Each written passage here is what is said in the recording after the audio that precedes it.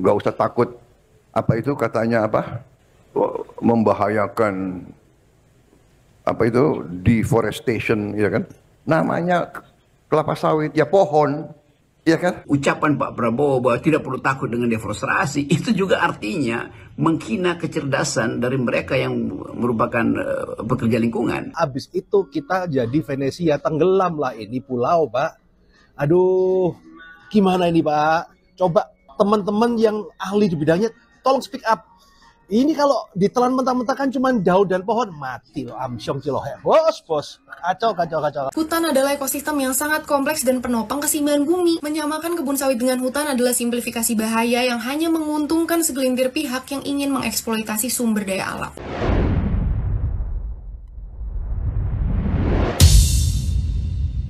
Saya kira ke depan kita juga harus tambah tanam kelapa sawit. Nggak usah takut. Apa itu katanya apa? Membahayakan apa itu deforestation, ya kan? Namanya kelapa sawit ya pohon, ya kan? Betul gak? Kelapa sawit itu pohon, ada daunnya kan?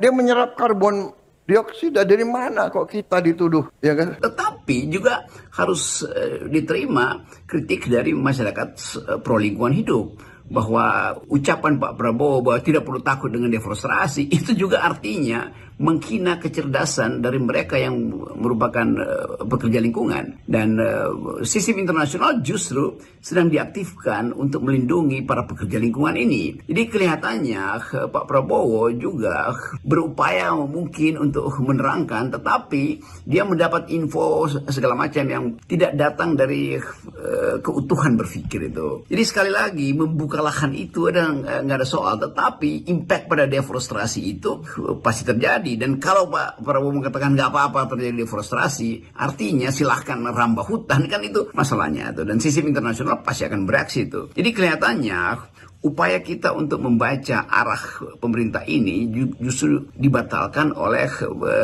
berita-berita pendek yang memungkinkan kita melihat bahwa kenapa pemerintah tidak peka terhadap isu lingkungan. Bukankah itu menjadi new grammar atau new kind of grammar di dalam ekonomi dunia atau di dalam teori keadilan global, kan itu dasarnya kan. Jadi generasi kita juga dimanjakan sehingga tidak mampu untuk berinovasi di dalam sistem ekonomi baru, misalnya dalam soal-soal yang menyangkut penggunaan artificial intelligence untuk memungkinkan generasi yang akan datang itu berkompetisi di 2029 atau 2045 ketika Indonesia menghasilkan bonus demografi. Bayangkan misalnya bonus demografi diandalkan pada keahlian manjat pohon sawit dan gali-gali tambang batu bara. Kan itu tidak ada unsur komparatif atau competitive advantage di situ kan. Jadi kita mau lihat juga sekaligus bahwa perencanaan ke depan itu harus memungkinkan anak-anak muda kita itu tumbuh di dalam industri-industri yang basisnya adalah ilmu pengetahuan teknologi, bukan sekedar keahlian teknis, kumpulin batu bara, siapkan truk-truk untuk mengangkut buah sawit itu diproses adanya. Dan itu yang memungkinkan kita melihat bahwa Indonesia tidak punya kecerdasan untuk mengatasi krisis lingkungan tuh. Presiden Prabowo bilang nanam kelapa sawit bukan deforestasi. Wow, oke, kita bahas. Guys, entah ini jadi statement kontroversial keberapa yang dikeluarkan oleh Presiden Prabowo, tapi kali ini beliau mengatakan bahwa kita nggak boleh takut menambah lahan kelapa sawit karena nggak menyebabkan deforestasi.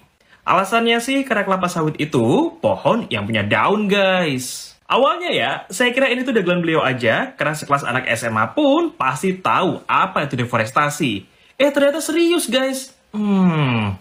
Pak Prabowo, yang namanya hutan itu terdiri dari sebuah ekosistem yang multiflora dan multifauna. Kalau semua dibabat habis dan dijadikan monokultur seperti tanaman sawit, ya namanya bukan hutan dong, Pak. Apa menurut Pak Prabowo ini adalah hutan pisang, hutan teh, dan hutan duren? Kan yang penting ada daun sama ijo-ijonya. Emang kita nggak bisa menihilkan, guys, besarnya kontribusi sawit untuk perekonomian Indonesia. Tapi, kita juga nggak boleh lupa bahwa industri sawit Indonesia merupakan salah satu topik paling kontroversial di kancah internasional. Nah, pernyataan Presiden Prabowo tadi seakan-akan tuh menganggap enteng tentang segala problematika sawit dan mendorong eksploitasi lahan sawit. Rakyat dipajakin, anggaran dikorupsiin, hutan dibabatin, nah hewan diusirin. Kalau kayak gini sih, kayaknya Indonesia nggak akan pernah jadi rumah yang aman, bahkan untuk monyet sekalipun. Oke, kalau menurut teman-teman gimana soal pernyataan Presiden Prabowo tersebut? Baru saja Pak Prabowo ini kita idolakan karena membatalkan PPN 12%, sekarang malah ngomongnya blunder lagi, yaitu masalah sawit. Mohon maaf Pak Prabowo, saya Roy Sakti itu bukan ahli kehutanan ya. Jadi tolong buat teman-teman netizen juga dicek yang benar seperti apa ya. Bahwa setahu saya kelapa sawit itu akarnya akar serabut, dan kalau akar serabut itu Pak, itu akan lebih tidak susah nyerap air. Itulah kenapa banyak kejadian di kebun-kebun sawit daerah sekitarnya itu kebanjiran karena nggak bisa nyerap air Pak. Saya ahli kartu kredit Pak, saya ngajarin kelas kartu kredit, tapi kalau ya kayak gini itu saya paham Pak, karena saya belajar di SMA itu ada pelajarannya di situ. Dan saya kemarin agak ya apa enggak, takutnya salah ya kan, saya tanya nih ChatGPT, ternyata jawabannya bener Pak. Jadi kalau semua lahan dibabat gundul jadi kelapa sawit, habis itu kita jadi Venesia, tenggelam lah ini pulau Pak. Aduh, gimana ini Pak? Coba teman-teman yang ahli di bidangnya tolong speak up. Ini kalau ditelan mentah-mentah kan cuma daun dan pohon, mati loh, amsyong cilohe. Bos, kacau. Serius Pak, kalau soal daun, telinga juga punya. Narasi ini bukan cuma nunjukin pemahaman yang dangkal, tapi juga bahaya karena berpotensi menjadi pembenaran untuk merusak ekosistem demi kepentingan industri. Hutan bukan cuma kumpulan pohon, di dalamnya terdapat ribuan spesies flora dan fauna yang saling berinteraksi dan membentuk keseimbangan ekologis. Kalau hutan diganti kebun sawit, yang tersisa hanyalah tanaman monokultur. Habitat hilang, interaksi antar spesies hilang, dan ekosistem yang dulu kaya jadi kosong. Proses alih fungsi lahan itu sendiri juga dampaknya besar. Pembakaran dan penebangan hutan besar-besaran melepaskan karbon yang sudah tersimpan ratusan tahun. Emisi karbon ini jelas memperburuk pemanasan global. Setelah itu pun, kebun sawit nggak bisa menjalani fungsi alami hutan, kayak menjaga siklus air, karena keragaman vegetasi yang rendah, struktur kanopi yang sederhana, dan penyimpanan air tanah yang buruk. Akibatnya, air hujan mengalir ke tanah bikin banjir, dan saat musim kemarau nggak ada cadangan air bikin kekeringan. Fungsi lain kayak siklus nutrien, melindungi tanah dari erosi, dan menjaga kelembapan udara juga hilang. Kebun sawit dengan kebutuhan nutrisi yang tinggi menyerap unsur hara tanah secara berlebihan, bikin tanah jadi tandus, terutama saat sawit udah nggak produktif lagi di 20-30 tahun. Lahan akan sangat sulit ditanami pertanian lain kecuali dengan restorasi besar-besaran. Belum lagi dengan penggunaan pestisida yang mencemari lingkungan, semakin jelas dampak kerusakannya. Semua tadi bukan cuma nunjukin bahwa kebun sawit gagal menggantikan fungsi hutan, tapi juga membawa kerusakan yang lebih besar. Hutan adalah ekosistem yang sangat kompleks dan penopang keseimbangan bumi. Menyamakan kebun sawit dengan hutan adalah simplifikasi bahaya yang hanya menguntungkan segelintir pihak yang ingin mengeksploitasi sumber daya alam. Sebenarnya boleh nggak sih kita ngebuka area hutan untuk digantikan tanaman kelapa sawit? Bukannya itu juga mengganti pohon dengan pohon, jadinya sama aja ya? Analogi yang paling sederhana itu kayak membandingkan rumah dengan segala fungsinya dengan tenda. Ya iya sih, kalau secara fungsi dasar sama-sama bisa jadi atap gitu ya. Tapi beda banget rumah yang fungsinya tuh utuh, ada kamar mandinya, ada listrik, jendela, dan sebagainya, versus tenda yang cuma memenuhi fungsi dasar dari rumah dan beda banget karena keseluruhan ekosistem. Hutan alam yang rimbun, lebat, batang pohon-pohonnya udah besar banget, terus sangat kaya dengan berbagai biodiversity, tanaman obat-obatan, dan berbagai binatang yang tinggal di dalamnya. Terus itu mau digantikan dengan perkebunan kelapa sawit yang monokultur, artinya cuma satu tanaman aja yang ditanam. Terus juga ditanam dengan menggunakan cara-cara yang misalnya menggunakan pestisida dan juga meratakan bentuk bentang alam yang natural atau yang alami sebelumnya gitu. Maka itu beda banget. Jadi pertama, kalau misalnya kita bandingin kekayaan alamnya, ketika kita buka sebuah area hutan, itu tuh kita menggantikan habitat alamiah dari berbagai binatang, baik yang kelihatan maupun enggak gitu ya, dan berbagai makhluk hidup yang ada di dalamnya ke sebuah area monokultur yang udah pasti tanahnya tuh tidak gembur dan tidak bisa menahan air dengan seksama, bisa sangat prone ke longsor dan merusak ekosistem di sekitarnya. Belum lagi kalaupun kita mau bahas tentang jumlah karbon dioksida yang bisa diserap pun beda banget gitu. Belum lagi kalau tanahnya juga gambut. Nah, sedangkan ketika dia mau dikonversi jadi tanaman kelapa sawit, gambutnya tuh bisa dikeringin, dibakar dulu, udah rusak tuh ekosistem dasarnya dan akan melepas karbon dioksida yang sangat banyak ke udara gitu ya. Jadi nggak sebanding jumlah CO2 yang digantikan oleh kelapa sawit ini. Nah, tapi apakah semua kelapa sawit buruk? Tentu saja tidak. Makanya ini semua tentang memilih lahan yang paling optimal untuk dimanfaatkan sebagai perkebunan kelapa sawit. Misalnya kita bisa pakai lahan-lahan yang udah terbuka dari sananya. Jadi jangan mengkonversi hutan yang lebat jadi sawit, tapi misalnya lahan yang terlantarkan dan memang sudah lama apa adanya udah nggak ada hutannya gitu.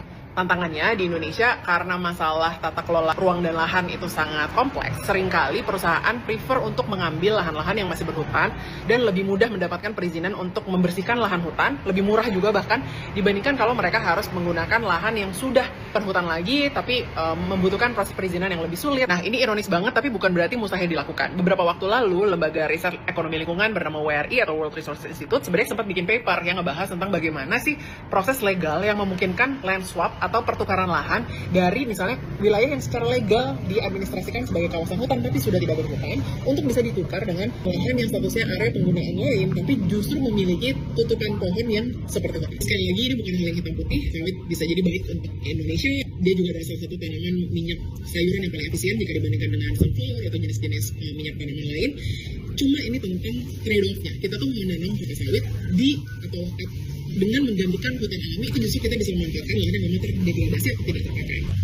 Jadi gimana menurut teman-teman? Assalamualaikum warahmatullahi wabarakatuh. Berjumpa lagi bersama saya di Mas TV Channel. Tampaknya Pak Prabowo melakukan blunder lagi ya. Setelah beberapa waktu lalu sempat melakukan blunder-blunder dalam pidatonya, kali ini beliau melakukannya lagi. Di dalam sebuah pidato, Pak Prabowo berstatement bahwa Indonesia harus memperluas atau menambah luas kebun sawit dan tidak perlu takut dengan dampak dari deforestasi. Ini kan sebuah statement yang sangat mengecewakan ya, apalagi keluar dari seorang presiden. Masa kita disuruh jangan takut dengan dampak deforestasi? Padahal kalau kita lihat hari-hari ini, belakangan-belakangan ini, atau dari tahun lalu, itu kan sudah terlihat nyata dampak dari deforestasi ini. Banjir di mana-mana, segala macam bencana alam. Ya ini kan karena akibat penggundulan hutan yang sudah terlalu liar ini ya. Sudah tidak bisa dibendung lagi lah. Hutan yang seharusnya bisa menjaga kita dan kita yang harusnya juga bisa menjaga hutan, akhirnya kan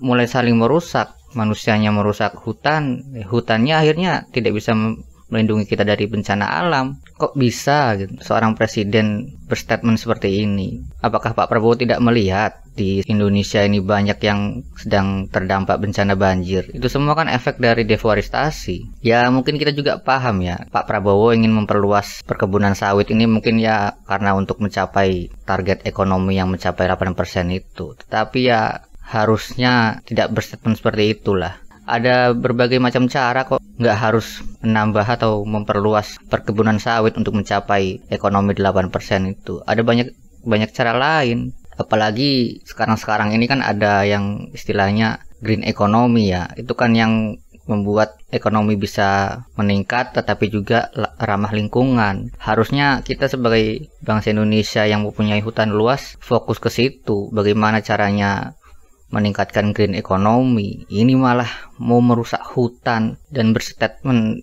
nggak perlu takut sama dampak dari deforestasi karena nanti akan diganti oleh pohon sawit. Sedangkan pohon sawit itu kan kita semua tahu ya, akarnya itu akar serabut, dia tidak bisa menyerap air dengan maksimal. Beda dengan pohon-pohon di hutan sana yang mempunyai akar tunggal. Itu kan sangat baik dalam menyerap air dan juga sangat baik dalam mencengkeram tanah ya, sehingga tidak terjadi bencana seperti tanah longsor, banjir bandang. Ya itu semua kan karena pohon-pohon di hutan yang masih lebat, yang masih rindang. Kalau seandainya semua dijadikan perkebunan sawit, ya kita mungkin tinggal tunggu waktu saja. Indonesia ini bisa ya tenggelam. Mungkin ekonomi bisa naik 8%, 10%. Tapi yang negaranya hilang, sudah jadi lautan. Makanya ya kalau menurut saya ya, jika seorang pemimpin itu ingin melakukan janji-janji, setidaknya difikirkan efek-efeknya. Hanya untuk membuktikan atau mencapai janji ekonomi mencapai 8%,